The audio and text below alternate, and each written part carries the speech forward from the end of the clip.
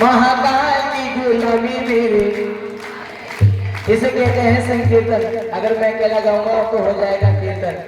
सभी मिलकर के गाओ और कहेंगे महाकाल की गुलामी मेरी काम रही है, महाकाल की गुलामी मेरी महाकाल मेरे, महाकाल मेरे, महाकाल मेरे, महाकाल महाकाल मेरे, महाकाल मेरे, महाकाल मेरे,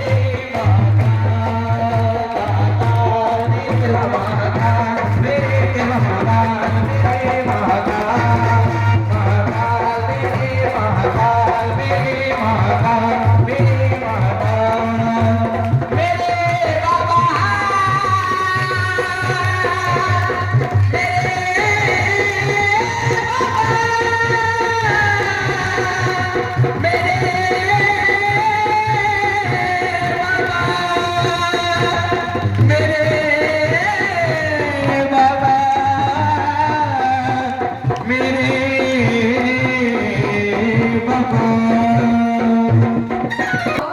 भगवान से बैर रखने वाला कमा। ये तीन पुत्र हुए और तीनों ने ब्रह्मा जी की इतनी कठोर तपस्या की, बड़ी कठोर तपस्या की। 1000 वर्ष तक निराहार रहकर कुछ खाए बिना जल में उन्होंने समाधि लगाकर ब्रह्मा जी से तपस्या की। ब्रह्मा जी की इतनी कठोर तपस्या की, सारे देवता भयभीत होने लगे। महाराज क्या अगर इन्हें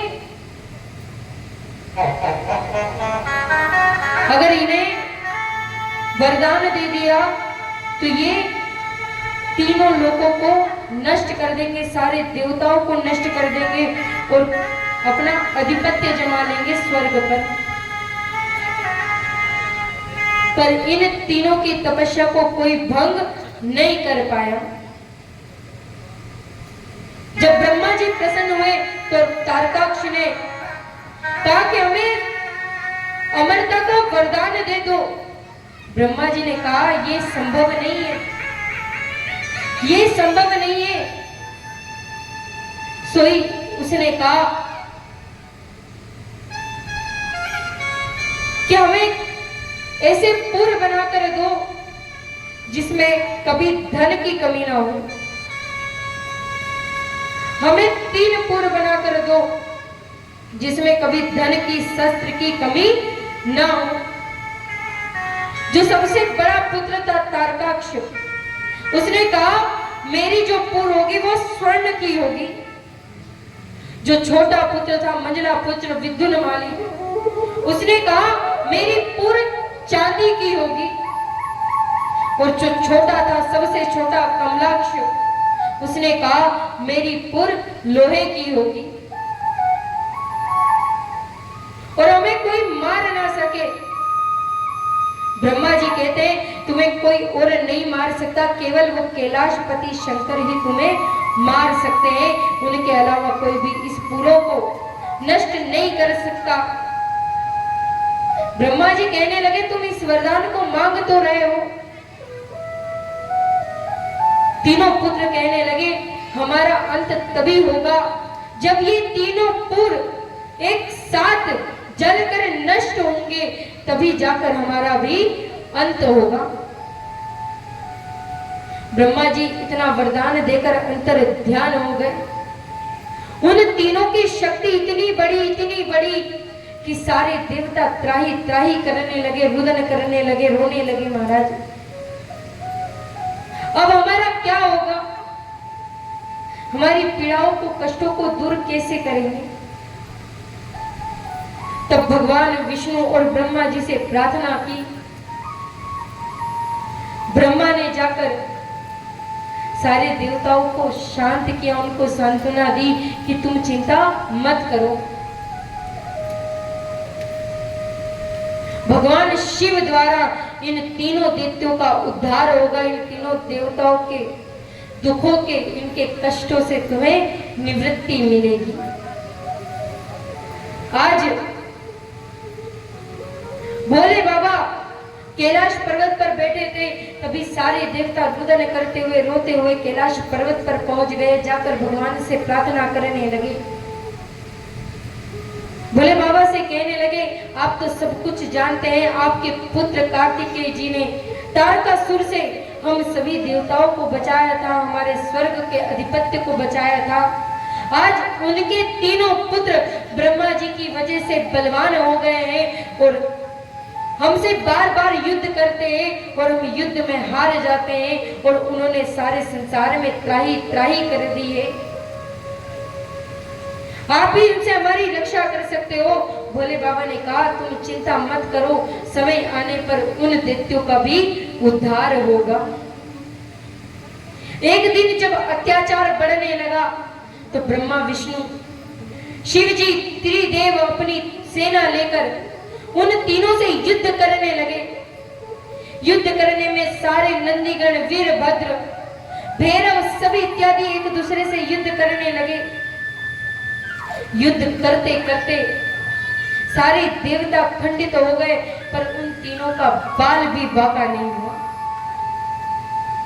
जब तीनों से युद्ध कर रहे थे तो छल से सारे देवता उन्हें एक स्थान पर ले आए और भोले बाबा से कहा बाबा ये समय, इस समय ठीक है, यही समय इनके उद्धार का है। उसी समय भगवान शंकर ने अपनी अमोघ शक्ति का प्रयोग किया और तीनों दैत्यों को उनके पुर के साथ एक ही समय पर नष्ट कर दिया और तीनों दैत्यों का भी उद्धार कर दिया। आज भगवान ने उन तीनों दैत्यों का उद्धार किया है। जिस प्रकार भक्त कष्ट में हो, पीड़ा में हो, दुख में हो, तो भगवान उनकी सहायता के लिए दौड़े दौड़े चले आते हैं, उनकी पीड़ाओं को दूर करने के लिए। जब समस्त देवताओं पर कष्ट हुआ, उन्हें पीड़ा हुई, उन्हें दुख हुआ, तो भगवान उनके कार्य के लिए हमेशा निरंतर दौड़े रहे। हर पल हर क्षण उनके कार्य में तत्पर रहने लगे। समस्त देवताओं ने भगवान शंकर की बड़ी सुंदर स्तुति की और स्तुति करने के बाद भगवान शंकर ने ढेर सारा आशीर्वाद दिया।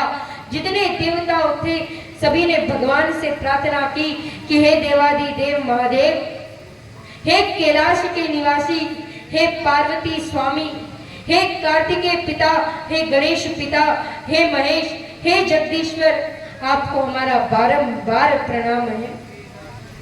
जिस प्रकार हम पर कष्ट होने पर, हम पर पीड़ा होने पर आप दौड़े दौड़े चले आते हैं, उसी प्रकार जब जब हम आपको सच्चे हृदय से, भाव से पुकारे, जब जब हम पे कष्ट हो, तब तब आप दौड़े चले आना। और यही भगवान की करुणामयी लीला है कि जब भगवान भक्त को कष्ट में देखता है, पीड़ा में देखता है, दुख में देखता है, तो दौड़ा दौड़ा चला आता है।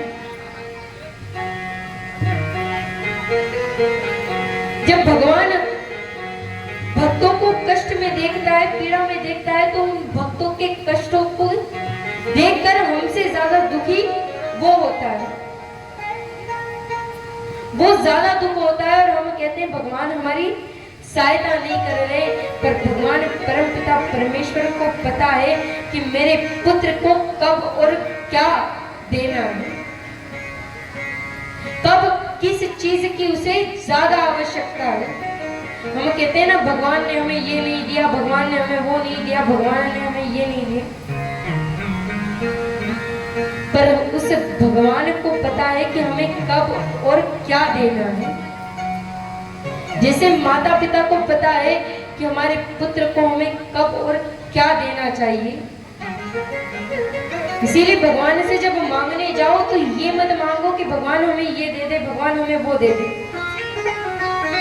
भगवान से मांगो ये कि हे भगवान मुझे उतना ही देना जिसमें मैं खुश रह सकूं, मैं जो मांगू उसे उतना ही देना जिसमें मैं खुश रह सकूं, तेरी विस्मृति ना हो, तुझे भूल ना पाऊं, उतना मत देना जितने में चाह रख रहा हूं। बस तुझे याद करता रहूं, तेरा नाम लेता रहूं, तेरा गुणगान करता रहूं, तेरा भजन करता रहूं, क्योंकि ये संसारिक माया है, ये संसारिक माया है। पहले कहते थे महाराज कि मेरे घर इतना देना कि मेरे घर कभी कोई संत आए तो भूखा ना जाए, मेरे घर कोई आ जाए तो मेरे घर से भूखा ना जाए, और मुझे कोई पीड़ा कोई कष्ट ना हो। और आज हम कहते हैं भगवान इतना देना कि मेरे घर पर कोई भिक्षुक भिक्षा मांगने ना आए और मेरे घर में हमेशा बैंक भरी रहे। हम बैंक भरना चाहते हैं, पर ये धन ये माया की बैंक कब तक ये आप अपने साथ ले जाओगे? हम जीवन भर सोचते रहते हैं चार लोग क्या कहेंगे, चार लोग क्या कहेंगे, चार लोग क्या कहेंगे, और अंत में वही चार लोग आपको शमशान पर छोड़कर घर चले आते हैं। और उस समय एक ही नाम आता है राम का नाम, कि राम का नाम सत्य है, इसे राम नाम को ही तू गा, तूने जीवन भर तो गाया नहीं, जीवन भर तो इसका नाम लिया नहीं। ये अंत समय में हम जब शव यात्रा जाती है ना, तो वहां कुछ सामान फेंका जाता है, एक का सिक्का, मखाने, ये चीजें फेंकी जाती है फूल के साथ। ये क्यों फेंकी जाती है? उस समय भगवान कहता है कि जीवन भर तो इस माया के पीछे पड़ा रहा, इसके पीछे पड़ा रहा, देख तेरे अंत समय में जिस माया को कमाने के लिए तूने जीवन भर रात भर बिगाड़ दी, उस माया को तू अपने साथ भी नहीं ले जा सकता। तुझे फेंक फेंक कर दे रहे, फिर भी तू इसे पकड़ नहीं पा रहा। इसे पकड़ नहीं पा रहा, और इसे पकड़ोगे, ये माया को अगर पकड़ ली तो गोविंद छूट जाएगा, और गोविंद को पकड़ लिया तो ये माया छूट जाएगी। क्योंकि माया से छुटकारा दिलाने का केवल और केवल उस परमात्मा में सामर्थ्य है, अन्यथा किसी में सामर्थ्य नहीं कि वो आपको इस माया से, इस जंजाल से छुड़ा सके। केवल उस परमात्मा, उस भगवान में ये शक्ति है जो आपको माया से छुड़ा सकती है। लिमाकाल सरकार की जय। ओ मन का आंगन नहीं बुझा, मन का आंगन नहीं बुझा, मन का आंगन नहीं बुझा, कैसे आएंगे भगवान, कैसे आएंगे भगवान, कैसे आएंगे भगवान, कैसे आएंगे भगवान।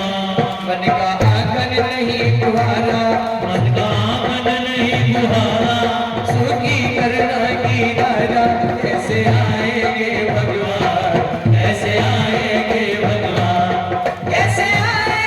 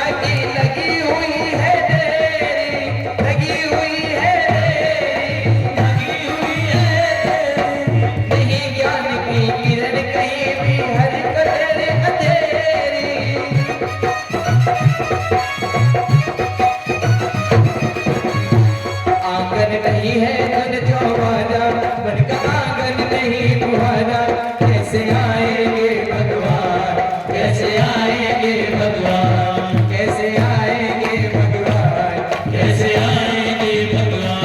मन का आंगन नहीं तुम्हारा, आंगन नहीं तुम्हारा, सूखी करना की धारा, कैसे आएंगे भगवान, कैसे आएंगे भगवान, कैसे आएंगे भगवान, कैसे आएंगे भगवान, कैसे आएंगे भगवान, कैसे आएंगे भगवान, कैसे आएंगे भगवान, कैसे आएंगे भगवान।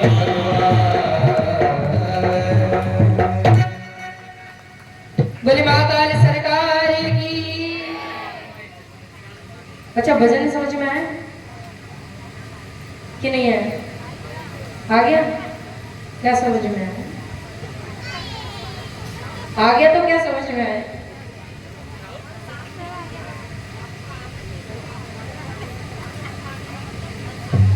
जी, सही बात है। मतलब माता जी भजन सुन रही थी, बाकी आप सब तो सो रही थी। मतलब इतनी नींद आ रही है तो भजन गाते तभी तो उन्हें याद है, पर अभी उन्होंने सुना तो बता तो दिया, हम तो सोने में लगे हुए थे सारे। जैसे घर के आंगन को साफ करते हैं, ऐसे मन के आंगन को जब तक साफ नहीं करोगे तब तक भगवान नहीं आएंगे। जो हमने पहले बात कही थी कि जब तक आपके हृदय में छल, कपट, द्वेष, ईर्ष्या, अभिमान भरा हुआ है तब तक भगवान नहीं आने वाले। उन्हें बुलाने के लिए पहले अपने मन को साफ करना पड़ेगा, तभी जाकर भगवान आएंगे।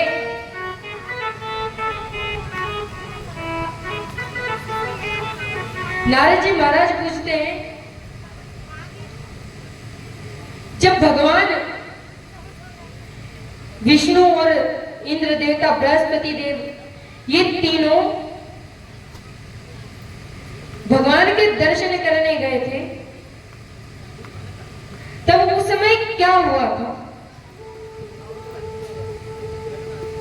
तब भगवान शंकर ये वृतांत सुनाते हैं कि उस समय, उस पल जब बृहस्पति और इंद्रदेव भगवान का दर्शन करने गए तो भगवान ने इन्हें दूर से देख लिया था। इनकी परीक्षा लेना सोचा कि इनकी परीक्षा ली जाए।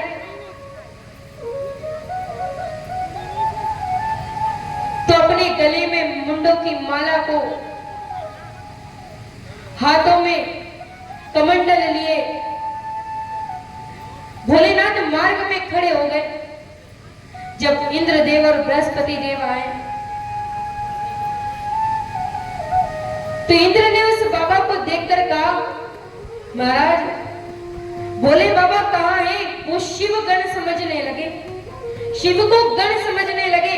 तो पूछने लगे, भोलेनाथ देवादिदेव महादेव कहाँ हैं? उस गण ने कोई उत्तर नहीं दिया। इंद्र ने पुनः पूछा, फिर भी उस गण ने कोई उत्तर नहीं दिया। जब इंद्र के बार बार पूछने पर बाबा ने कोई उत्तर नहीं दिया तो इंद्र क्रोध में आ गया और क्रोध में आकर भगवान को मारने के लिए उद्यत हुआ। उसी समय भोलेनाथ अपने रूप में आ गए, जिसे देखकर इंद्र उसी तरह स्तंभ के समान खड़ा हो गया। अपनी वज्र शक्ति से प्रहार करने वाला था, पर भगवान का रूप देखकर वो उसी जगह स्तंभित रह गया। जब भगवान ने देखा कि इंद्र मुझे क्रोध में मारने आ रहा है, तो भगवान ने अपनी क्रोधाग्नि को प्रज्वलित किया और इंद्र को मारने लगे।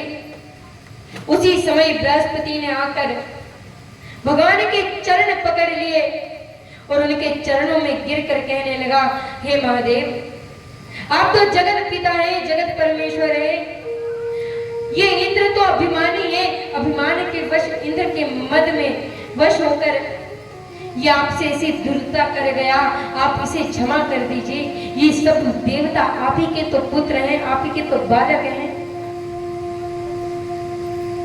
भोले बाबा ने जब बृहस्पति जी के वचन सुने तो उनके मन में थोड़ा करुणा मंदन हुआ, पर भोले बाबा कहते हैं, ये इंद्र के क्रोध में मैंने जो क्रोधाग्नि उत्पन्न की है, इसे मैं ऐसे ही शांत नहीं कर सकता। इसके लिए कोई उचित स्थान देखना पड़ेगा। तब भोले बाबा ने समुद्र में जाकर इस अग्नि को छोड़ दिया और समुद्र में जैसे ही अग्नि को छोड़ा तो वो एक बालक के रूप में परिणित हो गया, बालक बन गया। भोले बाबा तो मां से अंतर ध्यान हो गए। जैसे ही उस बालक को देखा तो उसको गोद में लेकर गंगा खिलाने लगी, समुद्र खिलाने लगा।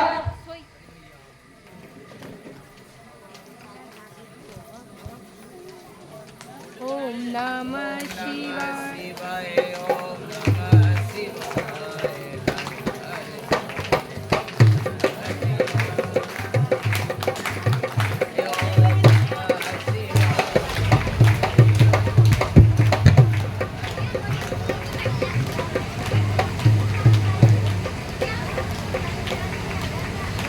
उस बालक का पालन पोषण होने लगा।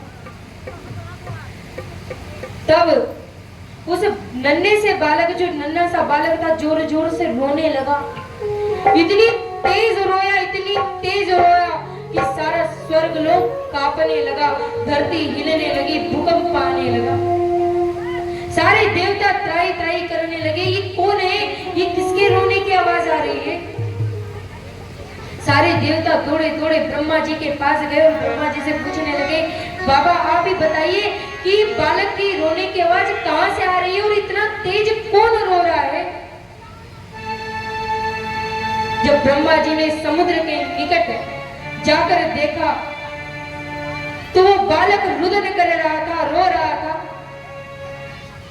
जब उसके पराक्रम की प्रशंसा करने लगे, इतना पराक्रमी बालक है, अरे जिसके रोने मात्र से ये पूरी पृथ्वी कांपने लगी, सारा सत्य लोक स्वर्ग लोक कांपने लगा। और ये जल से उत्पन्न हुआ है, इसीलिए इसका नाम जलंधर रखा गया है, जो भगवान शिव का ही अंश है। पर वो जलंधर इतना अत्याचारी हुआ, इतना पापी हुआ, आगे चलकर ब्रह्मा जी ने उसे सुतल लोक में, सुतल लोक का राजा बनाकर अधिपत्य कर उसे सिंहासन पर विराजमान किया। सारे दैत्यों का राजा बनकर बैठा है। जहां बलि था आज वहां जलंधर बैठा है। जब जलंधर ने देखा कि सारी चीजें मेरे पास है तो जलंधर सारे देवताओं को मारने लगा, सारे देवताओं को मार पीट कर खंडित कर दिया। महाराज उसका विवाह दैत्य के राजा की पुत्री के साथ हुआ, जिसका नाम वृंदा था। वृंदा बड़ी पतिव्रता स्त्री थी, वो अपने स्वामी के अलावा किसी और पर पुरुष की तरफ देखती भी नहीं। वो जलंधर इतना दुराचारी, इतना अत्याचारी हो गया कि सभी देवताओं को मारने लगा। उस जलंधर से बचने के लिए, वो शिव का अंश था, सभी के सभी देवताओं ने जाकर उससे युद्ध लड़ा, पर सारे परास्त होकर चले आए। सारे परास्त होकर चले आए, कोई उससे युद्ध में जीत नहीं पाया। ब्रह्मा विष्णु भी अपनी सेना लेकर गए, पर कोई भी उससे हरा नहीं पाया। युद्ध की इतनी बड़ी भूमिका बन गई। सारे दैत्य, सभी के सभी दैत्य बलवान हो गए। जो शुक्राचार्य जी महाराज है, उन्होंने ऐसी माया फैलाई कि जितने दैत्य मरते उन्हें मृत संजीवनी पिलाकर पुनः जीवित कर देते। ऐसे करते करते कई वर्ष, कई युग बीत गए, पर युद्ध शांत नहीं हुआ। एक दिन सारे देवता इस यज्ञ से त्राही त्राही होकर, त्रासित होकर भोले बाबा के पास गए और कहने लगे, ये जलंधर आपका अंश है, आपके सिवा इसका कोई उद्धार नहीं कर सकता, इसे कोई मार नहीं सकता। उसी समय भगवान शंकर कहते हैं तुम चिंता मत करो, इस अत्याचारी का पाप का घड़ा भर चुका है, अब से कुछ ही समय बाद इसकी मृत्यु निश्चित है।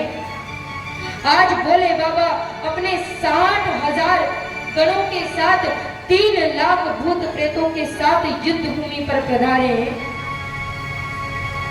युद्ध भूमि में देखकर जलंधर कहता है ये मुझे मारेगा, अरे ये मुझे नहीं मार सकता, ये मुझे नहीं मार सकता। जलंधर अभिमान में बैठा हुआ है। महाराज भगवान शंकर और जलंधर में युद्ध प्रारंभ हुआ। जलंधर ने अपने कई शस्त्रों का प्रहार किया, इधर भगवान शिव ने भी अपने कई अस्त्रों का प्रहार किया। जब जलंधर भगवान शंकर से युद्ध लड़ रहा था, उसी समय विष्णु ने अपने सुदर्शन चक्र से उस जलंधर पर प्रहार किया।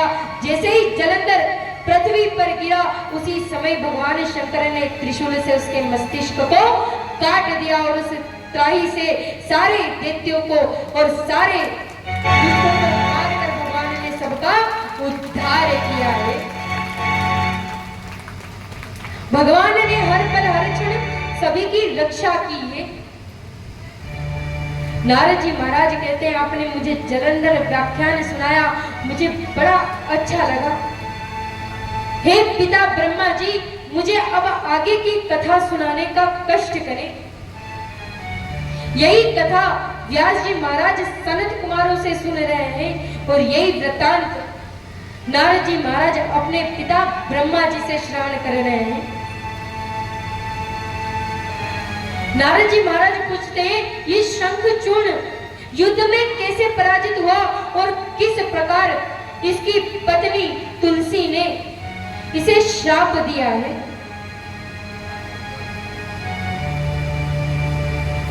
एक दिन जो शंखचूर्ण नामक दैत्य था, वो भी देवताओं से बड़ा बैर करने वाला था। हमेशा हर पल हर क्षण युद्ध करने को तैयार रहता।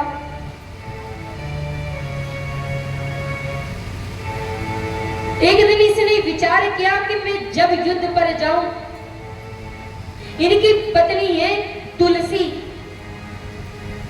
शंखचूर्ण की पत्नी का नाम है तुलसी, जो बड़ी पतिव्रता स्त्री थी, जो दिन रात केवल और केवल अपने पति की सेवा, अपने स्वामी की सेवा में लगी रहती थी। जब शंखचूर्ण आया तो तुलसी आसन पर बैठकर भगवान का पूजन करने लगी, अपने पतिव्रता धर्म का पालन करने लगी कि जब तक मेरे स्वामी युद्ध जीतकर लौट कर नहीं आएंगे, तब तक मैं इस पूजा से नहीं उठूंगी। जब मैं अपने स्वामी के दर्शन करूंगी, तभी जाकर मेरी ये पूजा सफल होगी। इधर शंखचूर्ण सबसे युद्ध करने लगा, सब परास्त होने लगे। तभी किसी ने जाकर, नारद जी ने जाकर विष्णु से कहा कि इसका वध निश्चित नहीं है, इसे तब तक नहीं मार सकते जब तक इसकी पत्नी इसकी सेवा कर रही है, तब तक आप इसे नहीं मार सकते। जब तक वो इसके लिए यहाँ बैठकर पूजन कर रही है, जब तक उसका पूजन खंडित नहीं होगा, जब तक उसका पूजन समाप्त नहीं होगा, वो इसका बाल विवाह नहीं कर पाएगा। महाराज भगवान विष्णु उसी पल उसी क्षण शंखचूर्ण का रूप लेकर गए। शंखचूर्ण का रूप लेकर तुलसी के पास गए और तुलसी ने उन्हें देखकर कहा, स्वामी आप आ गए, आप मुझे युद्ध का पूरा वृत्तांत सुनाइए। शंखचूर्ण बने। विष्णु ने पूरा वृत्तांत सुनाया कि मेरे कारण सारे देवता त्राही त्राही करने लगे, सारे देवता डर के मारे भाग गए, कुछ पलायन कर गए, कुछ को टुकड़ों के रूप में बांट दिया और कुछ को परम गति प्राप्त कर दी। कोई भी तुम्हारे स्वामी के सामने टिक नहीं पाया है। आज तुलसी ने उसकी पूजा अर्चना की, उनके चरणों की सेवा की। 1000 वर्ष हो गया है। जब तुलसी ने भगवान विष्णु के साथ लीला की, संपन्न की, विहार किया, उसी पल, उसी क्षण भगवान शंकर ने उस दैत्य का भी उद्धार कर दिया। जब ये समाचार तुलसी को पता चला तो क्रोधित तुलसी कहने लगी, अरे दुष्ट, तूने मेरा प्रतिव्रता धर्म खंडित किया है और तू भी इसी प्रकार स्त्री वियोग में रहेगा, तेरी स्त्री का हरण होगा और तू भी स्त्री वियोग में रहेगा। तभी तो त्रेता युग में राम जी स्त्री से विमुख हो गए थे, उस तुलसी के श्राप से। और तुलसी ने उस यज्ञ कुंड में विलाप करते हुए अपने देह को त्यागने लगी, कहने लगी, इसने मेरा पतिव्रता धर्म नष्ट किया है, अब मैं जीकर क्या करूंगी। उसी समय भगवान शंकर वहां पर आते हैं और कहते हैं कि तुम चिंता मत करो, तुम चिंता मत करो, ये विष्णु के साथ अब से तुम विहार करोगी, इन्हीं के साथ तुम्हारा पूजन होगा। इसीलिए भगवान विष्णु को तुलसी अत्यंत प्रिय है, इसीलिए जब भी भोग लगता है माता तुलसी का होना आवश्यक है। पर विशेष ध्यान ये रखना है, जब भी भोग लगाओ तो रविवार के दिन और एकादशी के दिन तुलसी में जल अर्पण ना करें और ना तुलसी को स्पर्श करें, क्योंकि उसी दिन तुलसी निराहार रहकर बिना जल का पान किए व्रत करती है और जब हम उसमें जल डालते हैं तो उनका व्रत खंडित हो जाता है और क्रोध में वो आकर हमें श्राप देती है। इसीलिए विशेष ध्यान रखें कि रविवार और एकादशी के दिन तुलसी में जल डालना निषेध है। एकादशी के एक दिन पहले ज्यादा तुलसी तोड़ लें, रविवार के एक दिन पहले तुलसी तोड़ लें और फिर उसे भोग लगाएं। जब शिव जी ने आकर तुलसी को सांत्वना दी, उसे कहा कि जो विष्णु है तुम गंगा के किनारे जाओगी और यही विष्णु वहां पर तुम्हारे साथ रहेंगे, अब तुम अपना देह त्याग दो और गंगा के समीप चली जाओ। उसी समय तुलसी ने अग्नि में अपना देह त्याग दिया और गंगा के समीप जाकर रहने लगी। वहीं जाकर भगवान विष्णु शालिग्राम के रूप में रहते हैं, आज भी विराजमान है। बोले शालिग्राम भगवान की।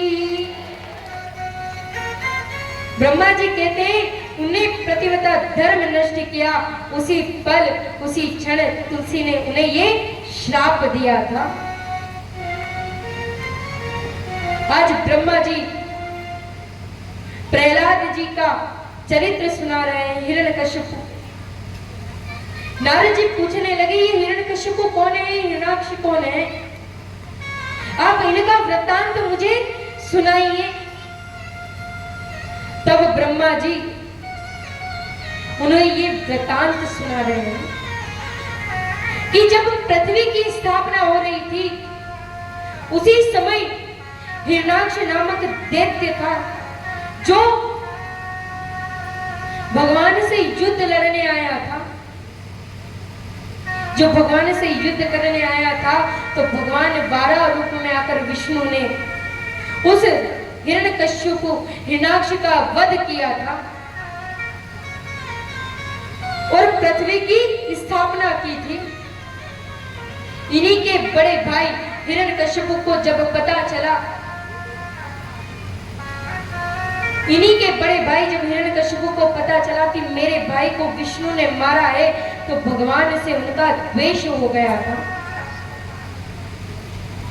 एक बार जब भगवान शंकर और माता पार्वती पर्वत पर विहार कर रहे थे, उसी समय माता पार्वती ने आकर भगवान शंकर की आंखों को बंद कर दिया था। उन्हीं आंखों को बंद करने से जो पसीना है वो जब भूमि पर टपका तो अंधक नामक एक पुत्र उत्पन्न हुआ। उस अंधक नामक पुत्र को प्राप्त कर पार्वती मैया उसका लालन पालन करने लगी। ये जो हिरण्याक्ष है इसके घर संतान नहीं थी, तभी इसने भगवान शंकर की तपस्या की थी। भगवान शंकर की तपस्या की थी तो भगवान शंकर ने प्रसन्न होकर इसे दर्शन दिए थे। तब इसने पुत्र की चाह की थी। जब इसने पुत्र की चाह की तो भगवान ने इसकी रेखा को देखकर कहा कि तुम्हारे घर पुत्र संतान नहीं होगा, पर अगर तुम्हें संतान की चाह है तो मेरे द्वारा उत्पन्न अंधत्व को तुम स्वीकार करो। हिरण्याक्ष उस पुत्र को लेकर लौट आया था, पर हिरण्याक्ष भगवान विष्णु से युद्ध करने में मारा गया। तभी हिरण्यकशिपु को विष्णु से बैर हो गया कि मेरे भाई को मारा गया है।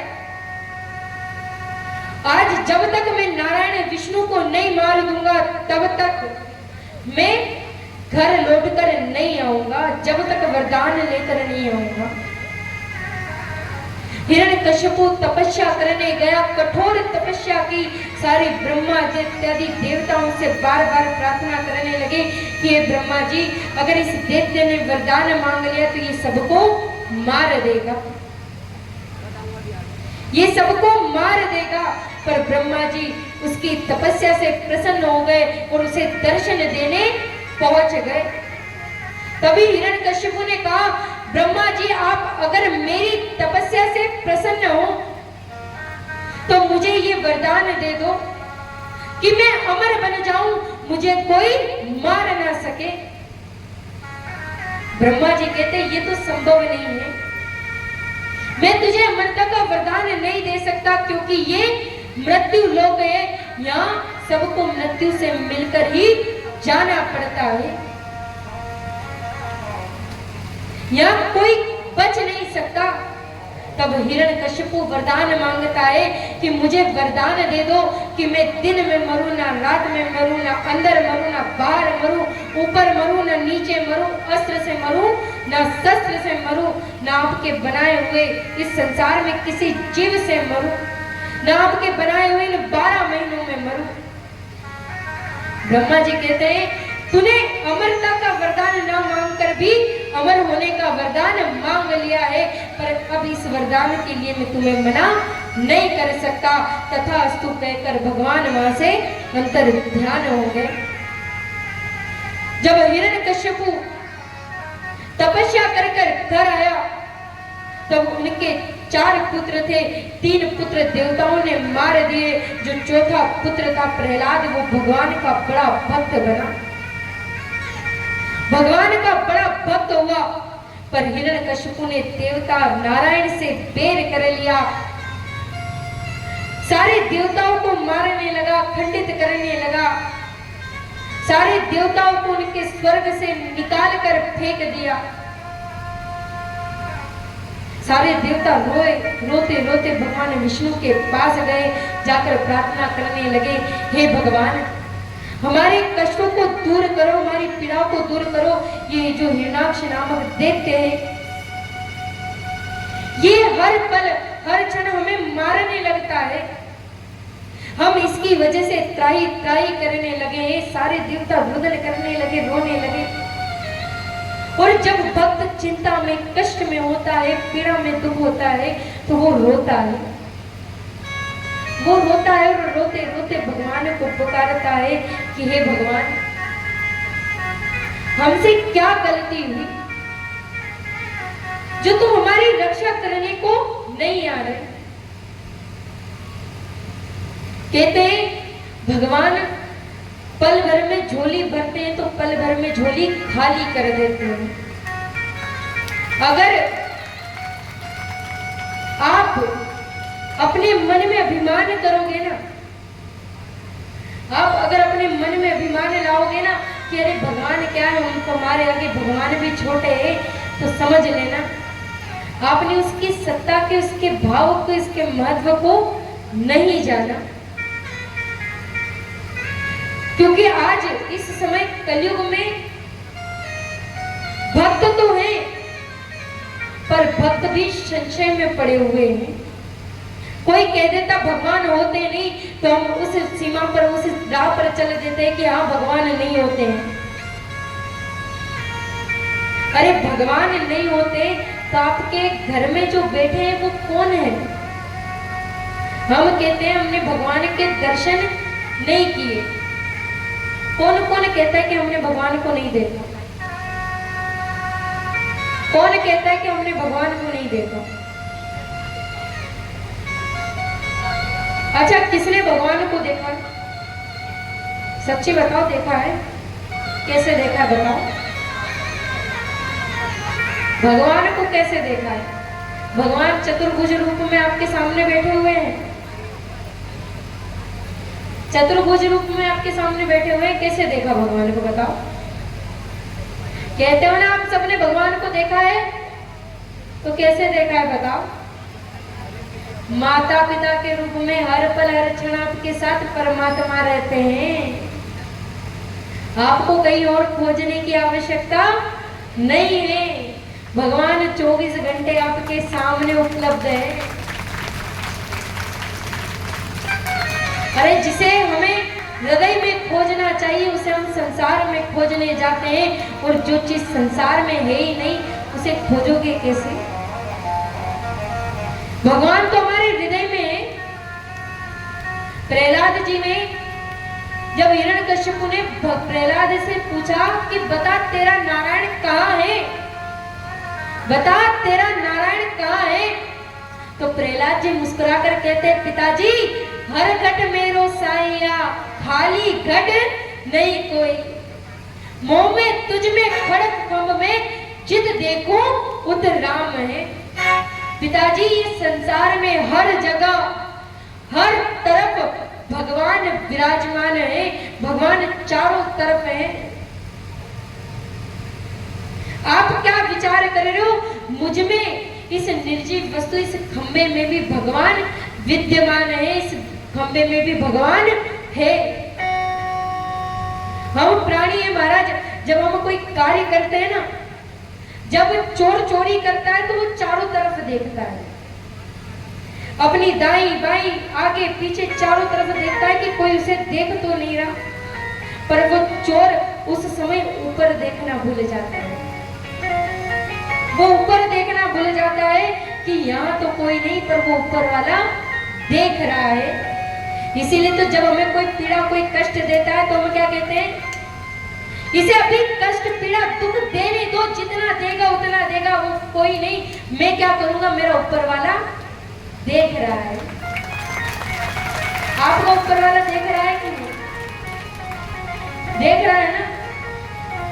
वो क्यों देख रहा है?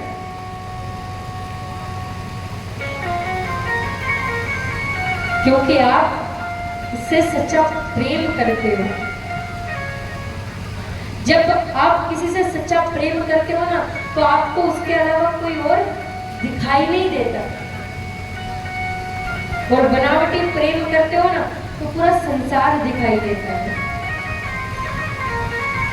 एक लड़की, एक कन्या अपने प्रेमी से मिलने जा रही थी। तभी पंडित जी वहां बैठकर भगवान का पूजन कर रहे थे। उस लड़की का पैर उस चादर पर, उस आसन पर पड़ गया। पंडित जी को बड़ा क्रोध आया। कहने लगे ये दुष्ट की ऐसी, इसने मेरे आसन पर पैर रखा, इसे नहीं पता कि मैं पूजन कर रहा हूं। पर वो लड़की भागी भागी चली गई थी। जब 1 घंटे के बाद वो लड़की आई तो पंडित जी उसी मार्ग में रुके हुए थे। जब वो लड़की आई तो कहने लगे पंडित जी, अरे रुक, तूने कितना बड़ा अपमान किया है। अरे मैं यहाँ पूजन कर रहा था, तू मेरे पूजन के आसन पर पैर रख कर चली गई। तब वो लड़की कहती है, मैं अपने प्रेमी के प्रेम में इतनी व्याकुल थी कि मैं उसके पीछे पीछे दौड़ी चली गई। मुझे ये कुछ संसार दिखाई नहीं दिया। पर पंडित जी मुझे एक बात बताओ, जब आप पूजन कर रहे थे, भगवान में आपका ध्यान था, तब आपको कैसे पता चला कि मैं आपके आसन पर पैर रखकर चली गई हूँ? अरे आपका मन जब भगवान में था ही नहीं तो आपका पूजा करना व्यर्थ है। उस समय पंडित जी के नेत्र खुल गए, उनके आंख खुल गए। ब्राह्मण देवता के विचार करने लगे कि इस बालिका ने जो शिक्षा मुझे प्रदान की है वो इस संसार में और कोई नहीं कर सकता। जब हम किसी से प्रेम करते हैं तो हमें उसके सिवा कोई और दिखाई नहीं देना चाहिए। ये संसार भी हमें नाशवान लगना चाहिए। हमारा प्रेम जब तक भगवान में नहीं होगा तब तक हम उसे देख नहीं पाएंगे। और जिस पल जिस क्षण हमारा प्रेम भगवान में हो गया तो हमें हमारे आसपास की भी वस्तु नजर नहीं आएगी। और जो जो भगवान से प्रेम करता है और सच्चा भाव है तो वो भगवान का नाम अवश्य लेता है। बोले महाकाल सरकार की, देवादिदेव महादेव की। हम भगवान का भजन करते हैं किस लिए? भगवान का भजन किस लिए करते हैं? हमारा मन हमारा विचार शुद्ध हो, पवित्र हो, पावन हो। पर यहाँ ऐसा लगता है कि जिम्मेदारी हमने और भैया ने ले रखी है। हमने कथा सुनाने की, भैया ने भजन सुनाने की, बाकी आपने बस केवल सुनने की। हमारी ये जो जिव्या है इसे पवित्र करना पड़ेगा। कैसे पवित्र करोगे? भजन करके पवित्र करोगे ना। तो भजन तो मिलकर करना पड़ेगा। हमें बार बार बोलना पड़ता है कि अपने हाथ उठाकर ताली बजाओ। अरे जब भगवान में सच्चा प्रेम होगा तो ये अपने आप ही हाथ ताली बजा लगेंगे। ये कहने की भी आवश्यकता नहीं पड़ेगी। पर अगर प्रेम सच्चा नहीं है तो बार बार हमें मार पीट कर ठोक पीट कर ताली बजवानी पड़ेगी।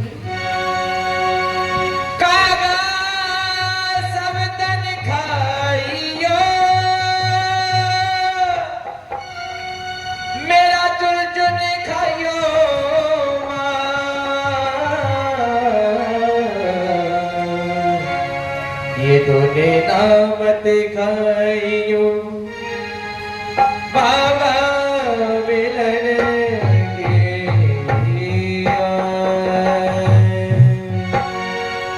सजा दो गए को गुलशन सा, सजा दो गए को गुलशन सा मेरे महाकाल।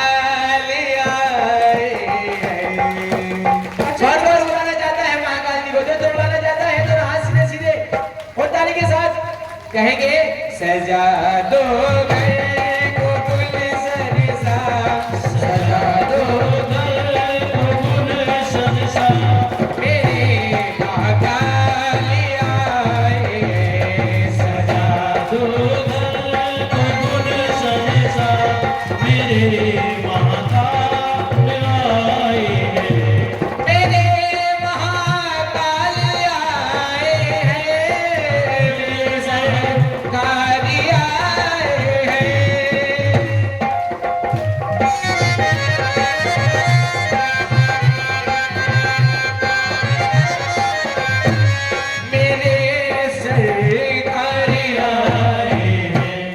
लगे कुटिया,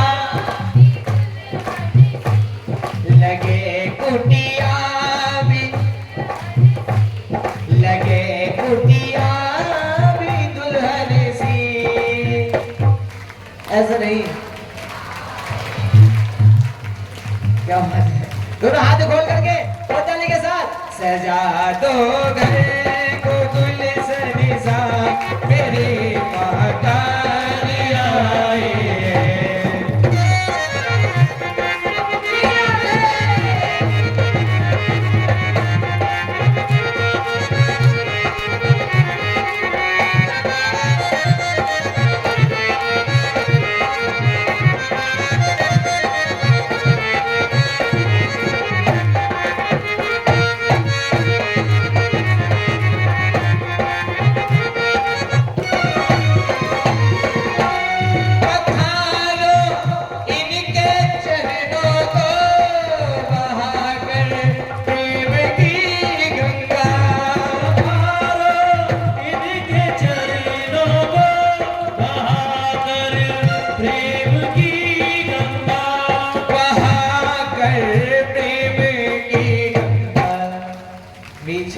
दो ये सांस नहीं बजेगा, आपकी ताली मिलेगी दोनों हाथ खोल करके।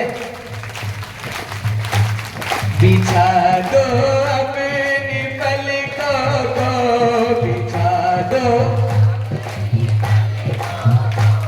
मेरे महाकाली आए हैं, सजा दो घर को गुलशन सा मेरे महाकाल आए। क्योंकि बाबा जब आ जाओगे तो क्या होगा, दोसे नैना नैना नैना, दोसे नैना नैना नैना, दोसे नैना नैना नैना, दोसे नैना नैना, दोसे नैना नैना नैना, दोसे नैना नैना नैना, दोसे नैना नैना। बाबा छाप तिलक सब छीन रे, दोसे नैना मिलाई के, छाप तिलक सब छीन रे, दोसे नैना मिला के, नैना मिलाएंगे दोसे नैना मिलाएंगे, नैना मिलाएंगे दोसे नैना मिलाएंगे, छाप तिलक सब छीन रे, दोसे नैना। क्योंकि सरकारी आ गई है मेरे गरीब खाने में, सरकारी आ गई है मेरे गरीब खाने में, आया दिल को सुकून उनके करीब आने में, आया दिल को सुकून उनके करीब आने में। उधर से प्यासी अखियों को मिला आज मुसाफिर, उधर से प्यासी अखियों को मिला आज मुसाफिर, गाता जिसको पाने की खातिर इस जमाने में, पाने की खातिर इस जमाने में।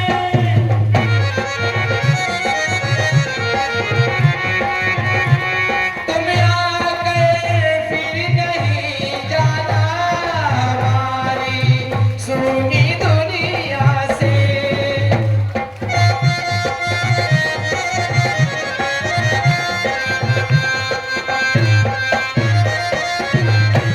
तुम आकर फिर नहीं जाना मेरी इस सूनी दुनिया से, मेरी इस सूनी दुनिया से। मैं खुद भूल गया।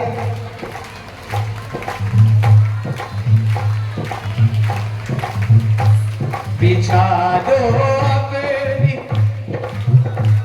बिछा दो अपनी पलकों को मेरे सरकार, क्योंकि जब बिन बोले देता तो बोल के क्या मांगे, जब बिन बोले ढोलक नहीं, बेटा बेटा इनकी भी सुन ले, जब बिन बोले देता,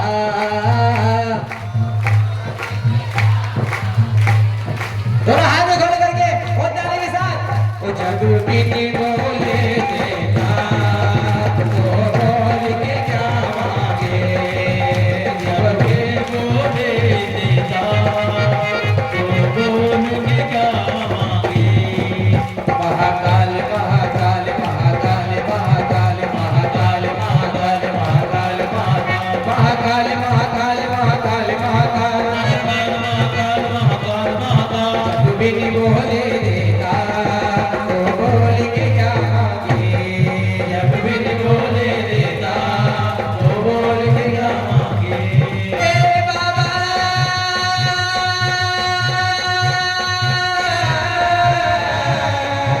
मेरे मेरे बाबा।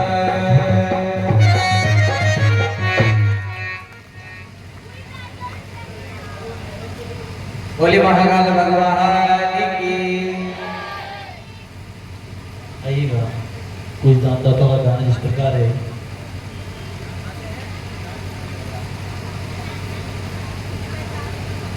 और ये कुछ दानदाताओं का दान जो इस प्रकार है। श्री पवन कुमार जी निगली से 101 रुपये और 101 रुपये तिलक कुमार जी लैदपुरी से, ऋतिक कुमार जी लाइटपुरी से, और 51 रुपये डॉक्टर मनोज जी तितरवाला से, 101 रुपये सूरज सिंह छोटे सिंह रोहतास तितरवाला से, और 51 रुपये अरुण कुमार जी तितरवाला से श्री और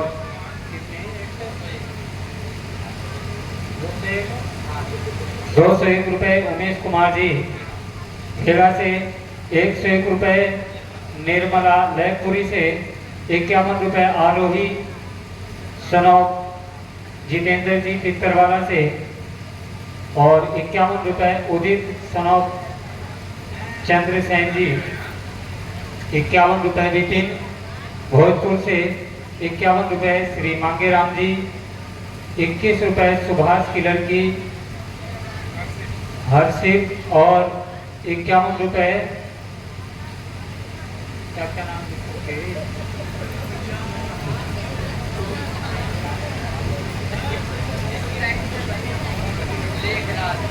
श्री लेखराज जी तितरवाला से, 51 रुपए मास्टर घसीटा सिंह जी तितरवाला से, 51 रुपए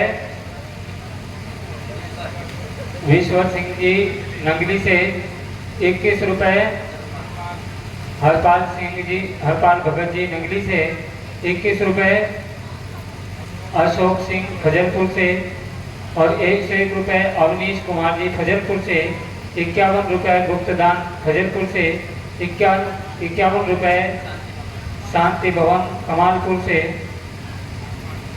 और 11 रुपए श्री हरपाल सिंह जी भोजपुर से, 21 रुपए राम नारायण जी तितरवाला से, 21 रुपए शिव कुमार जी तितरवाला से, 101 रुपए गुप्तदान तितरवाला से। आइए और 101 रुपए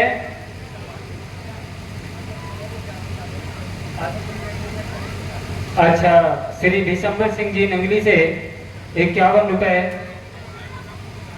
और 101 रुपए गुप्तदान तितरवाला से। आइए सभी दानदाताओं के लिए जोरदार तालियां। महाकाल सरकार की, देवादिदेव महादेव की, गौरी शंकर महादेव की। अच्छा एक बार मेरे कहने पे अपने लिए ताली बजाओ।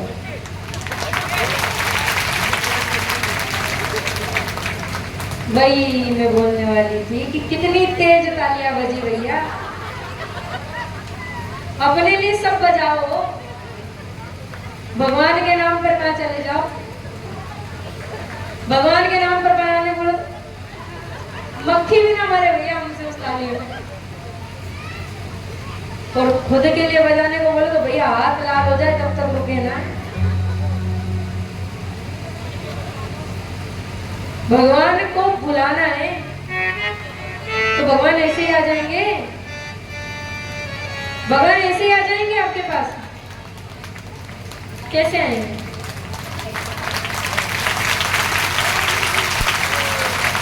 अच्छा कैसे आएंगे भगवान?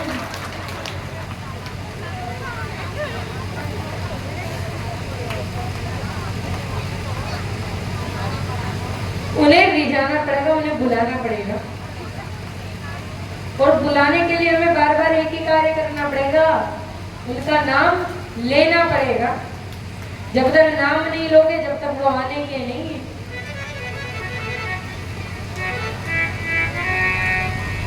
प्रहलाद जी महाराज भगवान विष्णु के नारायण के इतने बड़े भक्त हुए, राक्षस कुल में जन्म लिया।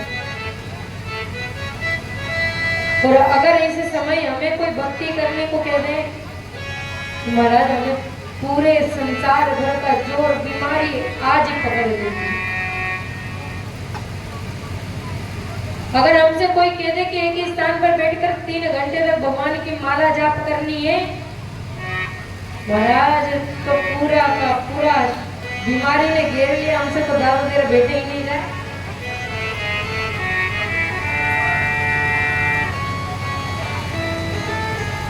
भगवान श्री कृष्ण गीता में भी यही बात कहते हैं कि अर्जुन तू यहाँ शोक कर रहा है, तुझे शोक नहीं करना चाहिए क्योंकि ये संसार मेरे कारण ही पालित होता है, इससे मेरे कारण ही इसका पालन पोषण होता है। मैं ही करता धरता हूँ। और तीनों देव अलग नहीं है, एक ही रूप है। वही एक सच्चा स्वामी है, वही एक सच्चा पिता है जो अपने बच्चों को कष्ट में, अपने बच्चों को दुख में